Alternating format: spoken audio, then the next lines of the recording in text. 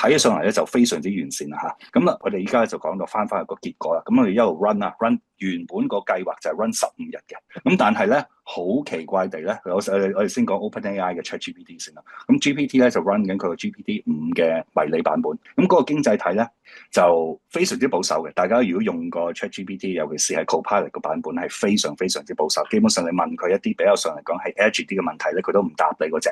咁咧佢咧就 run 咗咧，大約係冇15日喎，run 咗大約7日咧，就已經係成個經濟體係 collapse 咗啦，係崩潰咗啊！即係唔能夠再支持自己，唔能夠支持自己。點解咧？咁原因就可能真係太過保守嘅關係。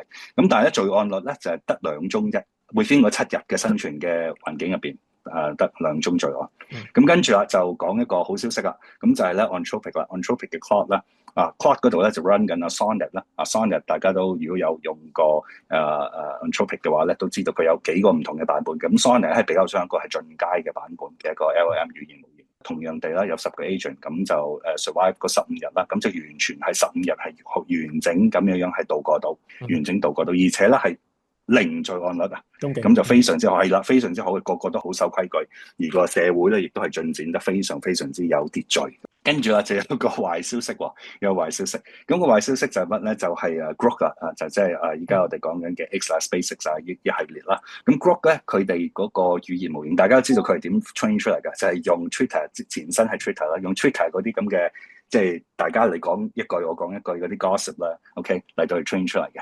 咁呢個咧就係製造咗一個比較上嚟講係爭議性多啲嘅，咁就出咗嚟係咩事咧？出咗嚟咧就係有一個183個罪案率嘅，183個罪案 ，OK， 咁就登記咗。